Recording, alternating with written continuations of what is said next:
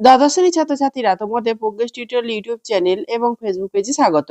আজকের ভিডিওতে তোমাদের রাষ্ট্রবিজ্ঞানের ভারতের বিচার বিভাগ অধ্যায় থেকে 2025 সালের সাজেশনে গুরুত্বপূর্ণ প্রশ্ন উত্তর আলোচনা করছি। প্রথম প্রশ্নটি দেখো, রাষ্ট্রপতি কি কারণে হাইকোর্টের কোনো বিচারপতিকে পদচ্যুত করতে পারেন? উত্তর, রাষ্ট্রপতি প্রমাণিত অসদাচরণ বা অক্ষমতার অভিযোগে হাইকোর্টের কোনো বিচারপতিকে পদচ্যুত করতে পারেন। পরের প্রশ্ন দেখো, সুপ্রিম কোর্টের বিচারপতিদের কে নিয়োগ করেন? উত্তর, রাষ্ট্রপতি।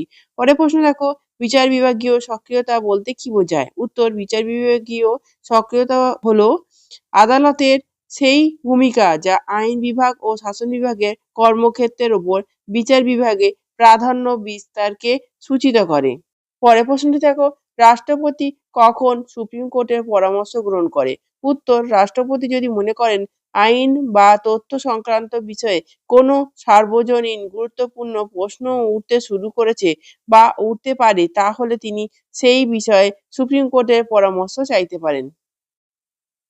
ভিডিওটি ভালো লাগলে লাইক, কমেন্ট ও শেয়ার করো এবং চ্যানেলটি অবশ্যই সাবস্ক্রাইব করো। ধন্যবাদ।